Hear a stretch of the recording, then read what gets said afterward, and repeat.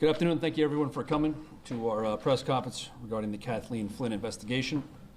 By way of background, on September 23rd, 1986, Kathleen Flynn was reported missing by her family after she failed to return home from school. An extensive search was initiated by the Norwalk Police Department, and Kathleen was found deceased on a path adjacent to Hunter's Lane a short time later. Over the past 30 years, detectives have worked on this case vigorously. Lieutenant Art Weisgerber became the lead investigator in 2002.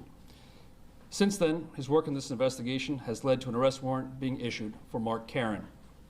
On June 12, 2019, Lieutenant Weisgerber and Sergeant Tolnay traveled to Stetson, Maine to serve the arrest warrant on Mark Caron. With the assistance of the Maine State Police Major Crime Unit of Troop E Bangor and the Maine State Police Tactical Team, Caron was taken into custody and charged as a fugitive from justice. Caron was presented at the Penobscot County Courthouse on June 14th, where he waived extradition. On June 14th, 2019, Mark Caron was transported back to the Norwalk Police Department and charged with murder with special circumstances and kidnapping first. Caron is currently being held on a $5 million bond, is in the custody of the Department of Corrections. Caron's next court date is July 10th, 2019 in Stamford. At this time, Chief of our department, Thomas Kohalik, have a few words. Thank you. For over 30 years, this department has continued to work to bring closure to what was one of the most shocking crimes the city has experienced. I recall as a young patrol officer the impact it had not only on the community, but on the officers here as well.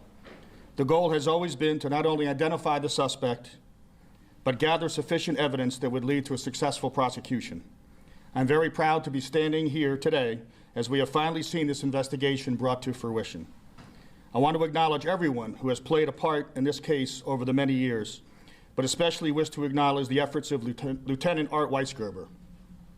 Lieutenant Weisgerber has worked diligently over many years, tracking and eliminating leads, seeking new evidence, and working with our state crime lab to review evidence using the newest techniques available. He has done an incredible job. I also want to acknowledge Dr. Guy Valero and his staff at the State Division of Scientific Services for their assistance and expertise in examining the evidence in this case. We would also like to thank State's Attorney Richard Colangelo for his dedication and guidance, and the Maine State Police Major Crime Squad and the Penobscot County District Attorney's Office in Maine for all their assistance. Our hearts go out to the Flynn family.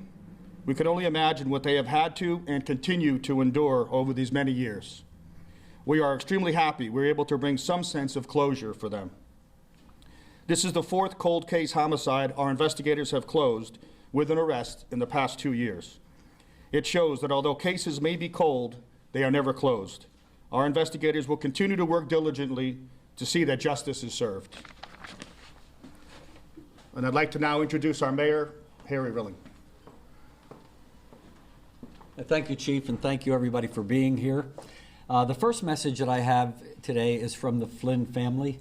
I've spoken to the mother and to her son, Kathleen's brother, and they want to express their extreme gratitude to the Norwalk Police Department, to Lieutenant Weisgerber, and to the press for respecting their privacy. And they wanted me to stress the fact that throughout the past 30 years plus, that the Norwalk Police Department has been in constant contact with them, updating them at every turn of the investigation. So whenever anything happened, they were the first ones to be notified, and they truly, truly appreciate that. I remember as a lieutenant in charge of the training division when this happened.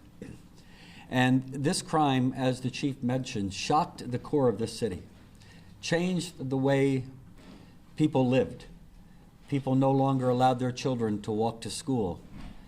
People were afraid when they couldn't hear from their children for an hour or so. It was a very, very difficult time. And as the chief did, I certainly want to thank Lieutenant Weisgerber for his diligence, his pursuit. When I first got promoted to chief in 1995, one of the things that we started doing, I wanted to have a weekly meeting, an update on this particular homicide, and we discussed other cold cases. And certainly this case here should give other people whose family members have been victims, should give them hope, knowing that we don't give up, that a murder case, a homicide, is never closed. And we will continue to work very, very diligently to make sure that all investigative leads are exhausted at any time. And so, Rich Colangelo, the state's attorney for the Stamford District, I want to thank him as well. He gave us guidance along the way. He gave us his insight as to what he needed in order to successfully prosecute a case. Chief Kaholwick, and I don't want to leave out former Chief LaBianca, who was the chief at the time this happened. And unfortunately, he has passed away and certainly is not able to see this press conference here today, but it became a passion of his as well to make sure that we did everything we could to solve this crime. And that became my passion, Chief Kaholwick's passion. Everybody who had knowledge of this and were working on it, we're very, very pleased to see the result we have here today. So again, thank you to all the people that were involved in this. It's bittersweet, I guess, because the action of it itself, we're very, very sad for the Flynn family. We certainly can only imagine the pain and heartbreak over the past 30+ years that they've experienced. But I know after speaking with Mrs. Flynn and her son that this has brought a degree of peace, and they're very, very gratified, very, very happy. They opted not to be here today. We invited them, but they opted not to be here. So again, thank you. I'll hear from Lieutenant Art Weisgerber. Good afternoon, everybody. I don't have much to say about the matter. The mayor kind of summed up with the word bittersweet for the case. After working on it for all these years to bring it to closure is nice, but I still think it's bittersweet because nothing can bring back Kathleen Flynn, no matter what the investigation is. There's really not too much for me to speak on the matter. You got the 55-page affidavit for the most part, so you should pretty much everything is in there that has to do with the case and stuff. So after that, there's really not too much else for me to say. Thank you. As I previously mentioned to those of you that were here, State's Attorney Colangelo is unable to make today's press briefing. He got tied up with some circumstances beyond his control, so he's unable to be here. We will take questions at this time. However, the specifics of the case going forward or details of the case, our investigator and the chief will not be able to comment on as per the state's attorney. So by all means, whatever questions you have. Lieutenant Weisgerber, can you talk at all about what it was like telling Kathleen's mother that you either had arrested or were going to arrest this man? We did both. You can tell he's not used to this. No. So we had done both with State's Attorney Rich Colangelo as we were nearing the process of getting an arrest warrant ready. We notified them kind of where we were in the process and time frame wise. Then they knew ahead of time that I was making a trip up to Maine to effect a fugitive from justice warrant. And then probably about 15 minutes after I was notified by the tactical team that they had him in custody, I then called the Flynns and let James Jr. know that he was in custody of Maine. What was their reaction? Very grateful as far as that. I talked to Jim. I mean, they've been even keeled pretty much through all the 17 years I've dealt with them. So again, he's just very appreciative of the work and the notification of the apprehension. Art, did you participate in searching his home in Stetson? Yes. Anything in the home that additionally contributed towards the prosecution? Any evidence of significance? At this point, I can't really answer that because some of it's going to be evaluated. Some stuff will be going to the state lab for further forensic testing, and then other stuff will be done, electronics and computer searches will be done next. With no conclusive DNA evidence, why'd you make the arrest now? I'm not going to speak on the evidence, but actually there is some conclusive DNA evidence. The pubic hair, or? Like I said, I'm not going to speak on the matter. That's for State's Attorney Rich Colangelo to discuss the evidence and the prosecution going forward. But that was found in 2000, 2013, I believe, so why'd you make the arrest 6 years later? Part of the delay was, I don't know if you're familiar with the Fusion 6C test kits and all that stuff, well, they had to be validated by the state for about 2 years. And then the process of that was going from the STR testing to the newer Fusion 6C. We waited until the validation was complete, and then we actually had additional testing done by the Connecticut State Forensics lab to see if we could get any better evidence based on, we're really dealing with touch DNA, and we're also dealing with a lot of degraded evidence just by the age of it and the way it was initially looked at in the 80s. Much different than what we do today. Did you and Tolnay actually do transporting him back to Norwalk? Correct. Did he say anything? He did not. Are there Did any you say other, anything? I did not. are there any other potential cases that could be connected to? At this point, we'll have to see what the computer search comes up with. Most of that may have to do with Maine itself. So we'll be working back and forth with them if we end up with anything that has to do with their jurisdiction. At this point, I don't know.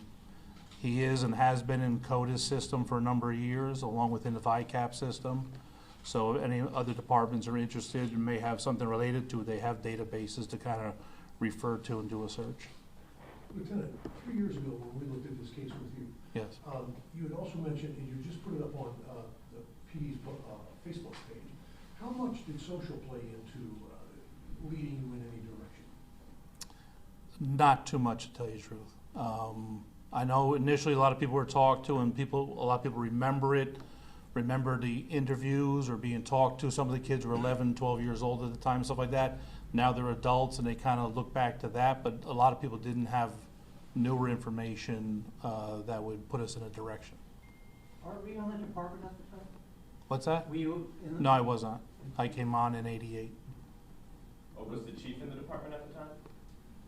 What were you doing at the time? Can you tell me about your recollections at the moment?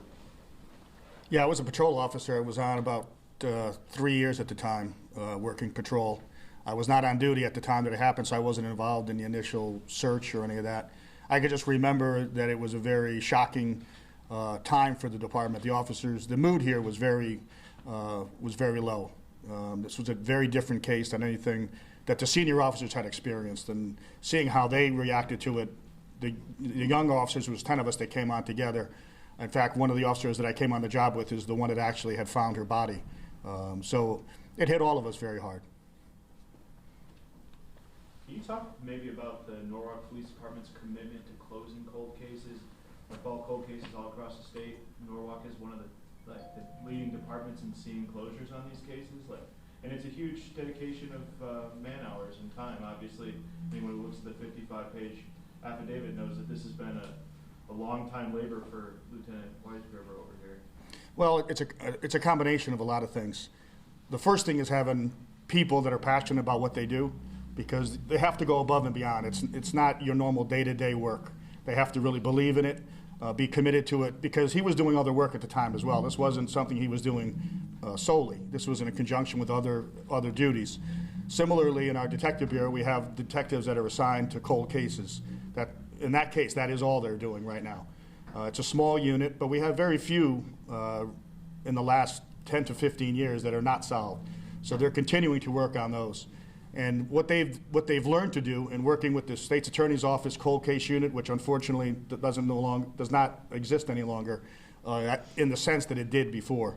They learn how to deconstruct cases, start from scratch, and review evidence, and basically leave nothing unturned. And as the lieutenant said, with the changes in forensics now compared to 5 years, 10 years, 20 years, there's no comparison. So if they can find evidence that was not tested because the means weren't there then, they can do that now. So we're continuing. We still have a passion to do it. The detectives that we have that are working on it are tremendous. We have a room dedicated to them where they just list on boards all the evidence and make sure that nothing is left unturned. And a lot of that is due to the support that the city gives us and the mayor. I think being a former police chief understands the importance, and we have the resources to be able to do that. And this is what happens when you're able to do that. How many people are in the unit? We have 2 detectives that are full-time doing that. And then we have the rest of the detective bureau that will help them with interviews and things as they as they need it, but two that are primarily, that's their focus.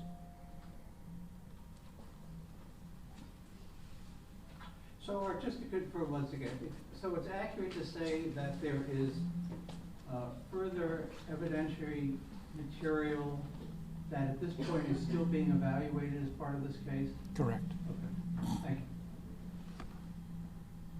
Do you know how many investigators worked on this case between 1986 and today? A lot. A lot.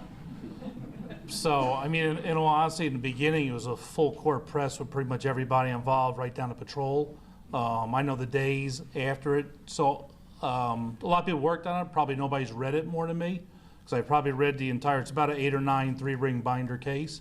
Probably read it about 40 or 50 times over the years. But we got down to the point of reenactments a day or two later, going back canvassing the same time frame of who's driving in and out. A lot of patrolmen just doing canvasses of neighborhoods too.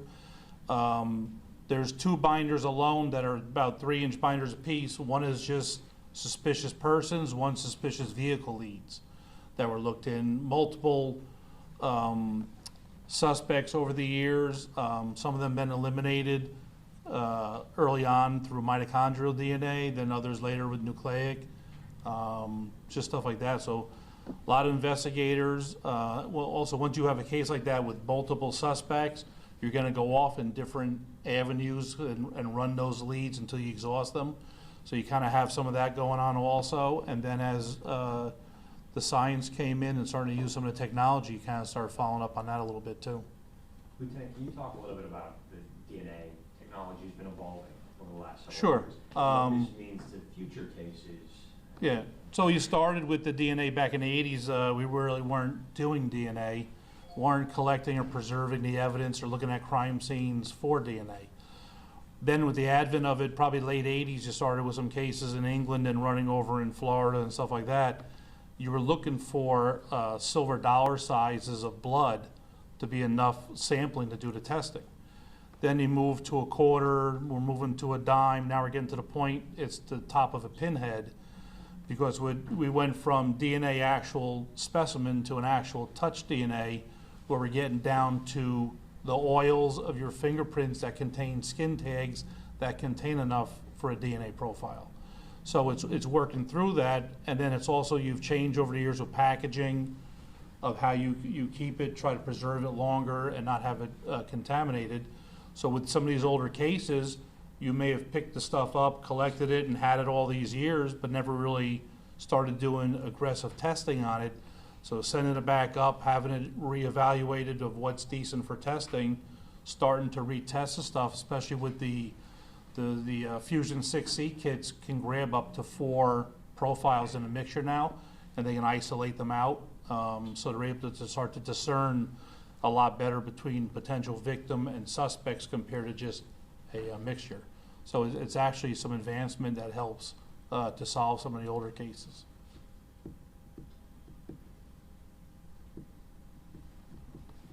Any other questions? Okay, again, thank you all for coming this afternoon. This concludes our press conference. I don't believe there'll be any additional press releases on this case forthcoming. If any additional information comes to fruition, I imagine that will come from the State's Attorney's Office. Thank you.